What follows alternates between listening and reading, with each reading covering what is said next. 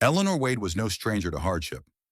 At 32, her freckled face and sturdy frame told a story of resilience, of a childhood spent tending fields in Virginia, of dreams bigger than the narrow paths society carved for women like her.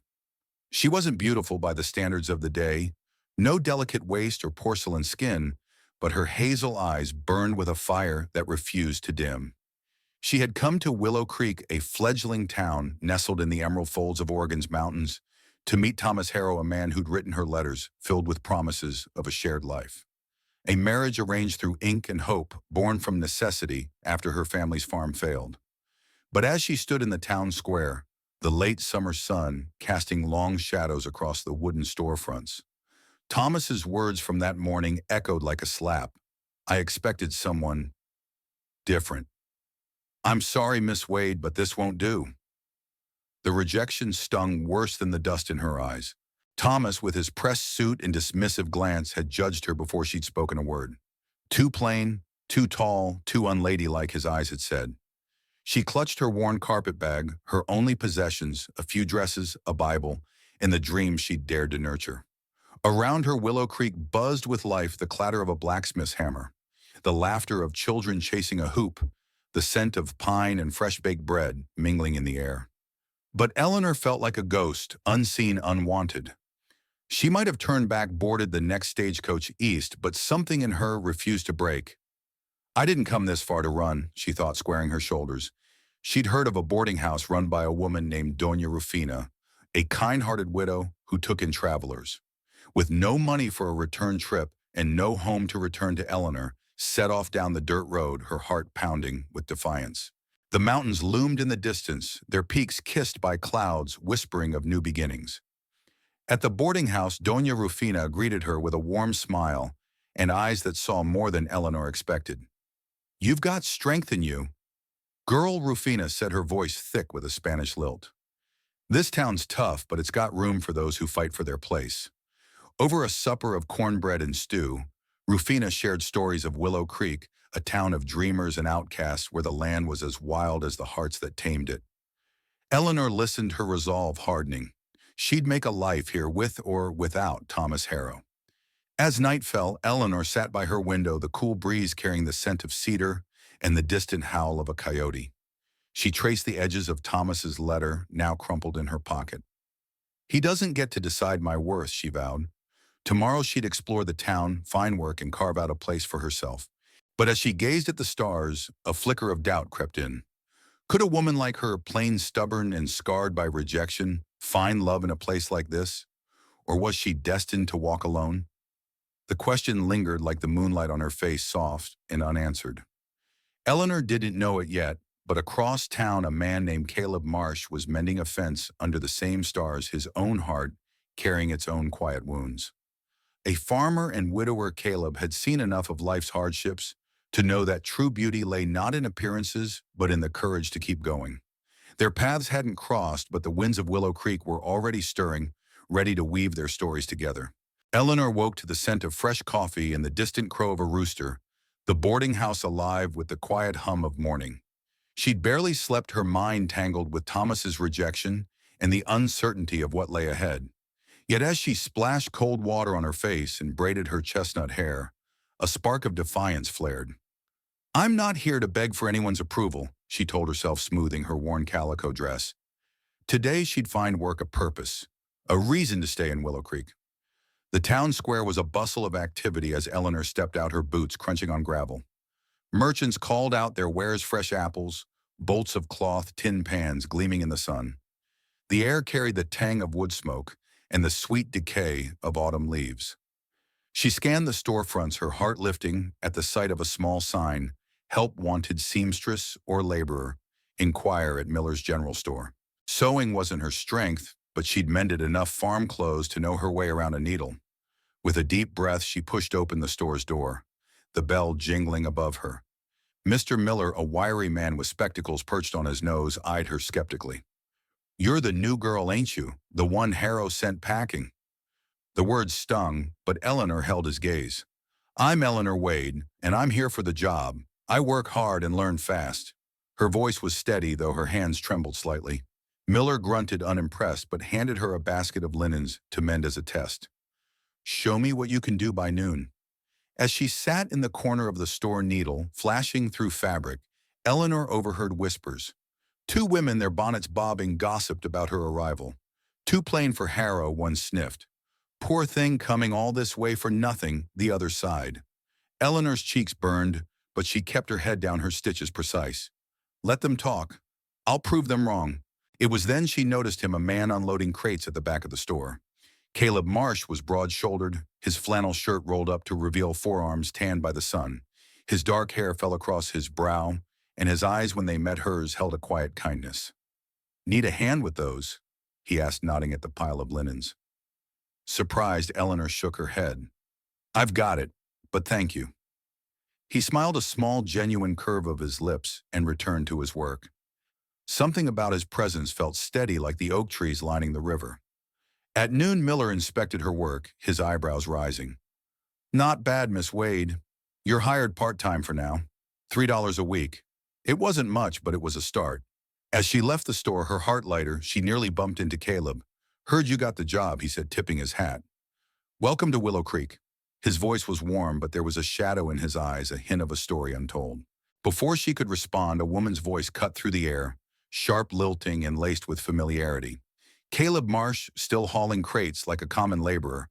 Eleanor turned to see a woman in a fine blue dress, her blonde curls cascading under a bonnet. Lydia Grayson, Caleb's former fiancé, had returned to Willow Creek after a year in Portland. Her smile was all charm, but her eyes flicked to Eleanor with a dismissive glance. And who's this? Lydia asked, her tone dripping with curiosity. Caleb's jaw tightened, but he answered evenly, Eleanor Wade, new to town. Eleanor, this is Lydia. The air crackled with unspoken history, and Eleanor felt like an intruder in a story she didn't yet understand. As she walked back to the boarding house, the golden light of late afternoon bathed the mountains, and the river's murmur seemed to whisper secrets. Eleanor's mind spun with questions. Who was Lydia to Caleb, and why did his kindness linger in her thoughts? She didn't know it yet, but Willow Creek was already weaving her into its tapestry, and Caleb's quiet strength would soon become her anchor. Eleanor's first week in Willow Creek passed in a blur of needlework and determination. Each morning she rose before dawn, her breath visible in the chilly boarding house room, and walked to Miller's general store under a sky streaked with pink. The work was steady, mending shirts, hemming skirts, and occasionally sweeping the shop, but the whispers followed her like shadows. The spinster Thomas Harrow rejected, they called her, their voices low but sharp enough to cut. Eleanor kept her chin high, her hazel eyes fierce. I'm not here for their pity, she thought, her needle flashing through fabric with a rhythm that steadied her heart. Doña Rufina became her refuge. Over evening cups of chamomile tea, the older woman shared wisdom wrapped in stories of her own journey from Mexico to this rugged frontier. You don't need their approval, Mija Rufina said one night, her dark eyes gleaming in the lamplight. You build your own place, brick by brick. Inspired, Eleanor began to see Willow Creek not as a place of rejection, but as a canvas for reinvention. She started small, offering to mend clothes for Rufina's boarders, earning a few extra coins and shy smiles of gratitude. One crisp morning, as Eleanor swept the store's porch, Caleb Marsh appeared, leading a mule laden with sacks of grain. His presence was like the river that ran through town, quiet, steady, but powerful enough to shape the land. Morning, Miss Wade, he said, tying the mule to a post. Heard you've been keeping Miller's shop in order. His tone was warm, but there was a guardedness in his eyes, as if he carried a weight he hadn't yet shared. Eleanor smiled, brushing a stray lock of hair from her face. Trying to make myself useful. This town doesn't give anything for free. Caleb chuckled, a low sound that felt like sunlight breaking through clouds. That it doesn't, but you're tougher than most. Before she could respond, Lydia Grayson swept into view, her silk dress, a stark contrast to the dusty street. Caleb, darling, you promised to help with the church fundraiser. She said, her voice syrupy but edged with possession. She barely glanced at Eleanor, but her words carried a challenge. Some of us are working to improve this town, not just scrape by. Eleanor's stomach twisted, but she held her tongue, focusing on the broom in her hands. Later that day, as Eleanor walked along the riverbank to clear her mind, the water's gentle rush mirrored her thoughts. Lydia's words stung, but they also lit a fire in her. "I'll do more than scrape by," she vowed. An idea took root. She'd noticed the town schoolhouse, a weathered building in need of repair. The children deserved better and she could help. She learned carpentry basics from her father, enough to fix a roof or patch a wall. Maybe she could rally the town to restore it. That evening, she shared her idea with Rufina, who clapped her hands with delight. "That's the spirit, Mia. Start with Caleb. He's got tools and a good heart." The mention of Caleb sent a flutter through Eleanor's chest, one she quickly dismissed. He was kind. Yes, but Lydia's shadow loomed large, and Eleanor wasn't here to chase dreams that could break her again. Still, as she lay in bed, the scent of cedar drifting through the window, she couldn't shake the memory of Caleb's steady gaze. Could a man like him see past the labels others pinned on her? The next day, she'd seek him out, not for romance, but for a purpose bigger than herself. The schoolhouse could be her first mark on Willow Creek, a way to prove she belonged. But as the stars blinked above, a question nagged at her. Would the town accept her help, or would they see only the woman Thomas Harrow cast aside? Eleanor woke with a purpose that burned brighter than the morning mist over the river. The schoolhouse had called to her, its weathered walls a mirror of her own scars, worn but not broken. She dressed quickly, her hands steady as she pinned her hair, and headed to the town square where she'd heard Caleb often delivered supplies. The air was crisp, scented with damp moss and the faint sweetness of wild blackberries. Her heart thrummed with a mix of nerves and resolve. "I'm not just fixing a building," she thought. "I'm proving I belong." She found Caleb outside the livery stable repairing a wagon wheel. His shirt clung to his shoulders, damp with sweat, and his hands moved with a quiet competence that made her pause. "Mr. Marsh," she called, her voice cutting through the clatter of hooves. He looked up, his green eyes catching the sunlight, and a smile softened his weathered face. "Miss Wade, what brings you out so early? I've got an idea," she said, stepping closer. She explained her plan to restore the schoolhouse. New shingles, patched walls, maybe even a fresh coat of paint. "The children deserve a proper place to learn," she finished, her cheeks flushed. Caleb listened, his gaze steady, and when she faltered, wondering if she'd overstepped, he nodded. "It's a fine idea. That place hasn't seen care in years. I've got tools and some lumber to spare. Count me in." His support felt like a warm hand on her shoulder, but before she could thank him, Thomas Harrow rode by on horseback, his eyes narrowing at the sight of them. Miss Wade still lingering in Willow Creek, he called, his tone dripping with condescension. "Some dreams are better left behind." Eleanor's jaw tightened, but Caleb stepped forward, his voice calm but firm. "She's got more grit than most, Harrow. Maybe you misjudged her." Thomas snorted and rode off, leaving a cloud of dust and a sting in Eleanor's chest. Undeterred, Eleanor and Caleb spent the afternoon surveying the schoolhouse. Its beams were sturdy, but the roof leaked and the windows rattled in their frames. As they worked, Caleb shared bits of his story: a wife lost to fever 3 years ago, a farm he kept running out of duty to the land. "Folks here think they know you by what they see," he said, prying a rotted board free. "But they miss the heart of things." His words landed softly, and Eleanor wondered if he saw her heart too. Word of their project spread, and by week's end, a few townsfolk offered help: Rufina with meals for the workers, a blacksmith with nails, even a shy schoolteacher named Miss Clara, who brought books to stock the shelves. But not everyone was pleased. Lydia Grayson cornered Eleanor at the store, her smile sharp as a blade. "You're stirring things up, Miss Wade. Caleb's got enough on his plate without your little projects." Her words were a warning, but Eleanor met her gaze. "I'm not here to take anything, Miss Grayson. I'm here to build." That night, under a sky heavy with stars, Eleanor sat by the river, its current a steady song. She thought of Caleb's quiet strength, the way he'd stood up to Thomas, and the warmth of his laughter as they'd worked side by side. Her heart stirred, but she pushed it down. "He's just a friend," she told herself, though the lie felt thin. The schoolhouse was her focus, a chance to show Willow Creek she was more than a rejected bride. But as the wind whispered through the pines, a question lingered. Could she build a home here, not just for herself, but with someone who saw her for who she truly was? The days grew shorter as autumn settled over Willow Creek, the air sharp with the scent of fallen leaves and wood smoke. Eleanor threw herself into the schoolhouse project, her hands blistered, but her spirit unbroken. Each morning, she and Caleb worked side by side, their laughter mingling with the creak of new boards and the chatter of volunteers. The townsfolk who'd once whispered about her began to nod in respect. Some even joined in hauling lumber or painting walls. The schoolhouse was transforming its once dreary frame, now glowing with fresh pine and the promise of learning. Caleb was a constant presence, his quiet strength anchoring her. He taught her how to plane wood, smooth his calloused hands, guiding hers with a patience that made her heart stutter. "You're a natural," he said one afternoon, wiping sweat from his brow as they fitted a new window. His green eyes held hers a moment too long, and Eleanor felt a warmth she hadn't known in years. But doubt crept in. Lydia's shadow lingered, her barbed comments, a reminder that Caleb's past wasn't as buried as it seemed. "He's kind to everyone," Eleanor told herself, brushing off the flutter in her chest. It doesn't mean anything, yet the town was noticing. At the general store, Miss Clara, the school teacher, pulled Eleanor aside. "You're doing more than fixing a building," she said, her voice soft. "You're giving the children hope, and the town too." Her words lit a fire in Eleanor, but not everyone shared the sentiment. Thomas Harrow, ever the skeptic, stopped by the schoolhouse one evening, his boots polished to a gleam. "You're wasting your time, Miss Wade," he sneered, eyeing the half-painted walls.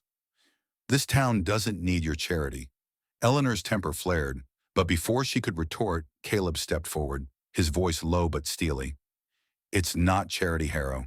It's community, something you might not understand." Thomas's face reddened and he stormed off, leaving Eleanor grateful and a little shaken by Caleb's defense. That night at Rufina's boarding house, Eleanor confided in the older woman over a plate of warm tamales. "I don't know why Caleb stands up for me," she admitted, her voice barely above a whisper. Rufina's eyes twinkled. "Mija, a man doesn't risk a fight for someone he doesn't care about. But you've got to trust your own heart first." Eleanor lay awake that night, the scent of cedar drifting through her window, her thoughts a tangle of hope and fear. Caleb's kindness was undeniable, but could she risk opening her heart again after Thomas's rejection? And what of Lydia, who seemed determined to reclaim Caleb's attention? The next day, a small crisis tested her resolve. A storm had damaged the schoolhouse's new roof, and several townsfolk grumbled that the project was cursed. Lydia seized the moment, spreading whispers that Eleanor was in over her head. "She's no leader," Lydia said at the church fundraiser, her voice loud enough to carry. Eleanor overheard her hands clenching at her sides. But instead of retreating, she climbed onto a crate at the work site and addressed the gathered volunteers. "This storm isn't a sign to quit," she said, her voice steady despite her racing pulse. "It's a chance to show what we can do together. Who's with me?" To her surprise, hands shot up and Caleb's proud nod sent a spark through her. As they repaired the damage, the town's mood shifted. Children brought wildflowers to decorate the schoolhouse steps, and even Mr. Miller donated paint. Eleanor felt the tide turning, but a question lingered as she watched Caleb hammer nails under the fading sun. Was she building only a schoolhouse or something deeper, a connection that could withstand storms of its own? The schoolhouse project gained momentum, its walls now sturdy and its roof patched against the autumn rains. Willow Creek buzzed with talk of Eleanor's tenacity, and the whispers of her rejection by Thomas Harrow began to fade, replaced by murmurs of admiration. Yet as Eleanor stood in the schoolyard watching children play among the freshly painted benches, a restlessness stirred within her. The town was warming to her, but her heart wrestled with something more personal, a growing connection to Caleb Marsh that both thrilled and terrified her. Caleb was everywhere now, not just at the schoolhouse, but in her thoughts. His quiet humor, the way he listened as if her words were the only ones that mattered, chipped away at the walls she'd built around her heart. One crisp afternoon, as they sanded new desks together, their hands brushed and Eleanor felt a jolt, like a spark from a winter fire. "You're changing this town, Eleanor." Caleb said, his voice low, his eyes searching hers. "Don't let anyone tell you different." She wanted to believe him, to lean into the warmth of his words, but fear held her back. What if I'm just a project to him, like the schoolhouse? She wondered, her old wounds aching. That evening, at the town's harvest festival, the air was alive with the scent of apple cider and the twang of a fiddle. Lanterns hung from oak branches, casting a golden glow over the square. Eleanor, in a simple green dress borrowed from Rufina, felt a flicker of confidence as townsfolk greeted her warmly. But the moment shattered when Lydia Grayson approached her silk gown, shimmering her smile ablaze.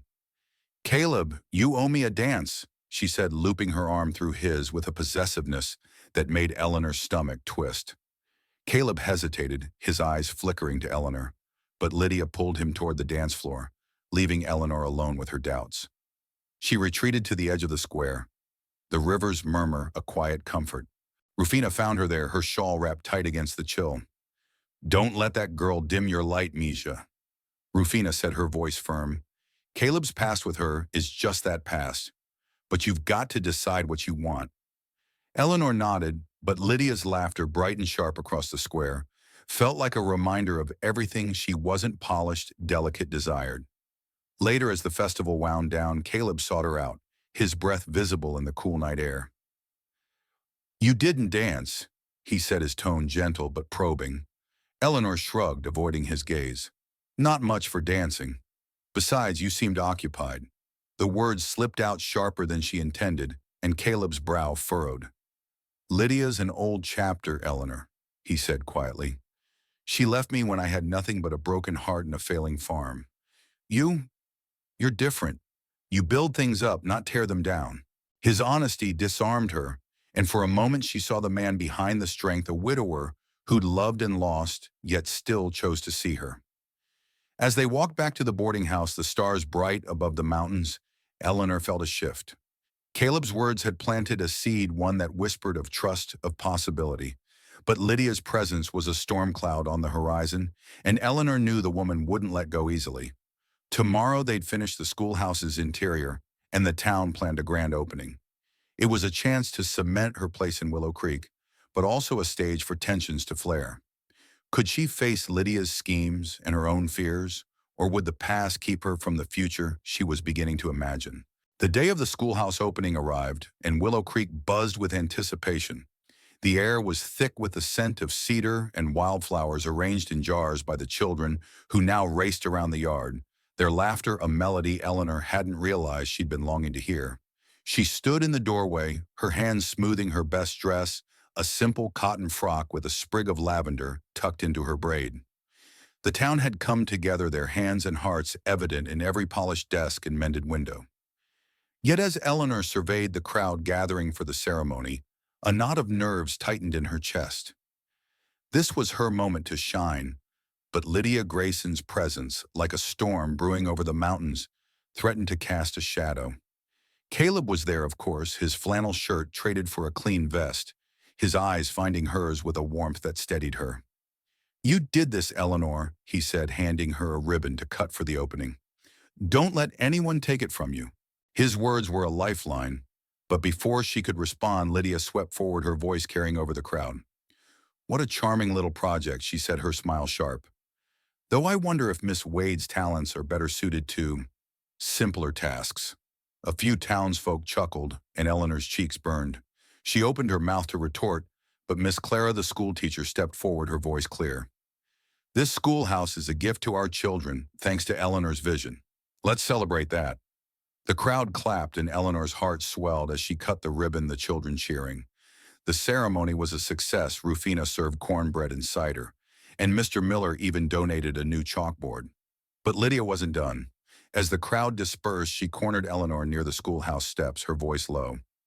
"You think you can waltz into Willow Creek and take what's mine? Caleb and I have history you can't touch." Eleanor's temper flared, but she held her ground. "I'm not here to take anything, Miss Grayson. I'm here to build. If Caleb's heart lies elsewhere, that's his choice, not yours." Lydia's eyes narrowed, but before she could respond, Caleb appeared, his expression unreadable. "Lydia, that's enough," he said, his voice firm. "Eleanor's done more for this town in weeks than you did in years. Let it be." Lydia huffed and stormed off, leaving a charged silence. Caleb turned to Eleanor, his gaze softening. "I'm sorry you had to hear that. She's stuck in the past." Eleanor nodded, her throat tight. "And are you stuck there too?" The question slipped out raw and vulnerable, and for a moment the world seemed to hold its breath. Caleb stepped closer, the scent of pine and earth clinging to him. I was for a long time, he admitted. But you make me want to look forward. His words hung between them, heavy with possibility, and Eleanor's heart raced. She wanted to believe him, to let herself fall, but the memory of Thomas's rejection lingered like a bruise. Could she trust this feeling, or was it another dream destined to crumble? As the sun dipped below the mountains, painting the sky in hues of rose and gold, Eleanor walked to the river, its current a steady whisper. The schoolhouse was done, her place in Willow Creek secured, but her heart was a new frontier. Caleb's words echoed in her mind, and she knew the next step was hers to take. Would she dare to open her heart, or would fear keep her tethered to the safety of solitude? The success of the schoolhouse opening lingered in Willow Creek like the scent of fresh paint, but for Eleanor the victory felt incomplete. Caleb's words by the schoolhouse steps, you make me want to look forward, echoed in her mind, stirring a longing she'd buried deep. She spent the next morning at the general store, her needlework steady, but her thoughts a whirlwind. The town now saw her as more than Thomas Harrow's cast-off. She was the woman who'd rebuilt their schoolhouse, who'd brought them together. Yet her heart wrestled with a question she couldn't ignore. Could she trust Caleb, or would love betray her again? That afternoon she found herself at Caleb's farm, a sprawling piece of land hugged by the river and framed by golden aspens. She'd come to return a hammer he'd lent her, but her steps slowed as she saw him in the field guiding a plow, with a quiet strength that made her breath catch. The air carried the earthy tang of turned soil and the distant call of a hawk. Caleb spotted her and waved his smile warm as he approached. "Didn't expect a visitor," he said, wiping dirt from his hands. "Everything all right?" Eleanor hesitated, clutching the hammer like a lifeline. "I wanted to thank you," she said, her voice softer than she intended, "for standing up to Lydia, for believing in me." Caleb's eyes softened and he gestured to a wooden bench by the riverbank. They sat, the water's murmur filling the silence. "You don't need my belief, Eleanor," he said. "You've got your own, but I'm glad to be in your corner." His honesty disarmed her, and for the first time she let herself speak her truth. "I'm scared, Caleb. Thomas made me feel like I wasn't enough. What if I'm not enough for you?" Caleb's hand stilled, and he turned to her, his gaze steady. "Eleanor, you're more than enough. You're fire and grit, and you've built something real here. I see you, all of you." His words cracked something open in her, and tears pricked her eyes. She wanted to believe him, to lean into the possibility of love, but Lydia's shadow loomed. As if summoned by the thought, hoofbeats sounded, and Lydia wrote up her face, a mask of calculated charm. "Caleb, I need your help with the church roof," she said, ignoring Eleanor. "Surely you can spare a moment for an old friend." Eleanor's heart sank, but Caleb's voice was firm. "I'm busy, Lydia. You know where to find the carpenter." Lydia's smile faltered, and she shot Eleanor a venomous glance before riding off. The air felt lighter, but Eleanor's doubts lingered. "She won't let go," she murmured. Caleb reached for her hand, his touch warm and grounding. "She doesn't get to decide my future. I do, and I want it to include you if you'll have me." The words hung between them, a bridge she could choose to cross. That night at Rufina's, Eleanor paced her room, the scent of cedar and the distant howl of a coyote filling the air. Caleb's confession was a gift, but it demanded courage she wasn't sure she had. She thought of her journey to Willow Creek, of the rejection that had nearly broken her, and of the strength she'd found in rebuilding. "If I can rebuild a schoolhouse, maybe I can rebuild my heart," she thought. But as the stars blinked above, a question lingered. Could she take this leap, knowing the fall might hurt? The town gathered for a bonfire to celebrate the schoolhouse's completion, the air thick with the scent of burning pine and roasted apples. Lanterns swayed in the breeze, casting golden flickers across the faces of children who darted through the crowd, their laughter weaving through the fiddle's tune. Eleanor stood near the fire, her hands clasped tightly, her mind still reeling from Caleb's words at his farm. "I want it to include you if you'll have me." The memory sent a shiver through her, not from the chill, but from the weight of a choice she could no longer avoid. She'd spent the day helping Rufina prepare food for the celebration, her hands busy, but her heart restless. The older woman had noticed her dark eyes sharp. "Mija, love is like this fire," Rufina said, stirring a pot of cider. "It can warm you or burn you, but you don't know until you step close." Eleanor had nodded, but the fear of being burned again, of being deemed not enough, clung to her like damp cloth. Yet as she watched Caleb across the bonfire, his silhouette steady against the flames, she felt a pull stronger than her doubts. The celebration was in full swing when Lydia Grayson made her move. Dressed in a crimson gown that caught every eye, she took the center of the gathering, her voice ringing out. "This schoolhouse is a fine start," she said, her smile polished but cold. "But let's not forget who truly belongs in Willow Creek, those with roots deep enough to last." Her eyes locked on Eleanor, and the crowd's murmurs grew sharp. "Some come and go chasing dreams that don't fit." The jab was clear, and Eleanor's fists clenched, her old wounds flaring. She could feel the town's eyes on her, waiting to see if she'd crumble. Before she could speak, Caleb stepped forward, his voice cutting through the crackle of the fire. "Lydia, enough. Eleanor's done more for this town than most, and she's here to stay. Her roots are deeper than you think." The crowd hushed, and Eleanor's heart pounded as Caleb's gaze met hers unwavering. "She's shown us what it means to build, not tear down." A few townsfolk nodded, and Miss Clara clapped, breaking the tension. Lydia's face twisted, but she retreated into the crowd, her influence waning. Eleanor seized the moment, stepping into the firelight. "I came to Willow Creek with a broken dream," she said, her voice trembling, but clear. "But I found something better. A community, a purpose, and people who see me for who I am. This schoolhouse isn't just mine, it's ours." The crowd erupted in cheers, and Eleanor felt a weight lift her place in Willow Creek, sealed not by words but by action. As the applause faded, Caleb approached, his hand brushing hers. "You were fearless," he said, his voice low. "I meant what I said yesterday, Eleanor. I'm all in if you are." Her breath caught the fire's warmth, mirroring the heat in her chest. She looked into his eyes, seeing not just kindness, but a promise of equality, of partnership. "I'm scared," she admitted, her voice barely above a whisper. "But I want this us." Caleb's smile was like dawn breaking, and he squeezed her hand, the world narrowing to just them. As the bonfire crackled, Eleanor knew this was only the beginning. Lydia's defeat didn't erase the challenges ahead, but with Caleb by her side, she felt ready to face them. The stars above glittered, and the river's song seemed to hum a new melody, one of love, courage, and a future she could finally claim. But as she stood in the fire's glow, a question lingered. Could she and Caleb withstand the tests yet to come? The weeks following the bonfire felt like a new chapter for Eleanor. Willow Creek had embraced her not just as the woman who rebuilt the schoolhouse, but as a vital thread in its tapestry. Children now filled the schoolyard, their voices echoing with lessons and laughter, and townsfolk greeted her with smiles instead of whispers. Yet it was Caleb Marsh who anchored her, his presence a steady rhythm in her days. Their bond had deepened, built on quiet moments, shared coffee at dawn, walks along the river, and conversations that bared their scars and dreams. Eleanor's fear of rejection still lingered, but Caleb's unwavering respect made it easier to believe in love again. One crisp November morning, as frost dusted the fields, Eleanor found herself at Caleb's farm, helping him mend a fence under a sky heavy with the scent of coming snow. The river's murmur blended with the crunch of leaves underfoot, and the air was sharp with possibility. Caleb paused, his hammer resting on a post, and turned to her, his green eyes bright with something new. "Eleanor," he said, his voice steady but thick with emotion, "I've been thinking. This land, this life, it's better with you.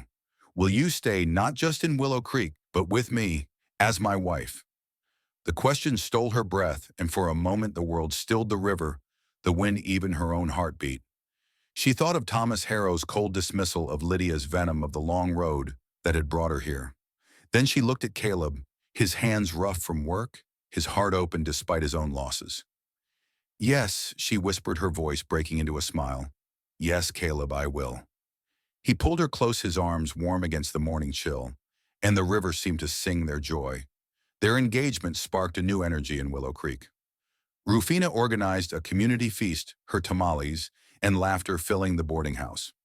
Miss Clara offered to read poetry at the wedding, and even Mr. Miller donated fabric for Eleanor's dress. But not everyone rejoiced. Lydia, though quieter since the bonfire, watched from the sidelines, her eyes sharp with resentment. One evening she cornered Eleanor at the store, her voice low.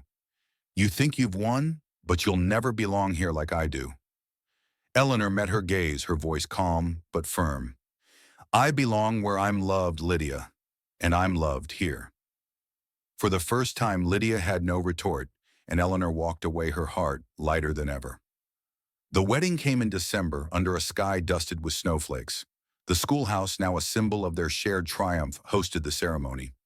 Eleanor wore a simple gown of ivory, her hazel eyes glowing as she walked toward Caleb, who stood tall in a borrowed suit.